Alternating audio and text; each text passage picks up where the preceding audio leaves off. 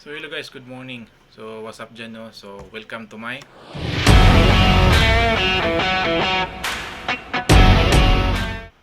So mga idol, no, na ako i-share sa inyo ang among bago na mo karon nga service. So which is pero ang gigamit namo is aluminum sheet using sublimation ink. So di ba? Gabi ka angas mga idol. So kani siya idol is aluminum sheets for size. So mas nindot ko siya mga idol pag naka 8.3 size. So next month ang mga idol mag-offer na may 8.3 size kada ko.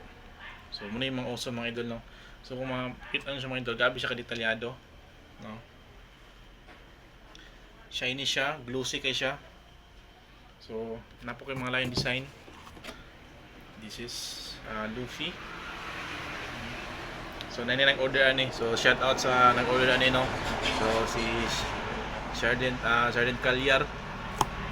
So shout out sa mo. Muna yung order niya. Actually duwa ni siya kabok pero naot na lang ako aluminum sheet. So magbuhat ako so ani. Pinaka ako favorite ng ginako. Muna yung pirmiro na ko na imo mga idol. Tadan. Tutukal lang mga idol. So muna yung pirmiro na ko na himo. So naggamit pa ko mga trial and error ani. So na yung mga bantayan yung mga idol na na curve. Pirmiro na ko nga himo. Trial and error mo ko. So far so good. Nice siya pong kayo. Totoo ka mga idol. Dirty ka nice. Detalyado ka siya sa aluminum sheets. So kung in-compare po mo siya sa actually naman mo sintra board po na muna siya sintra board. So okay gyapon siya sintra board 5mm na detalyado gyapon siya. Pero sa ako sa karon mas naganahan ko aning aluminum sheets. Mas brighter no compared dun sa sintra board using sticker paper man siya. Pero actually nice gyapon ang sintra board. Nice mga idol. Namo magabot yung mga sintra board gyapon.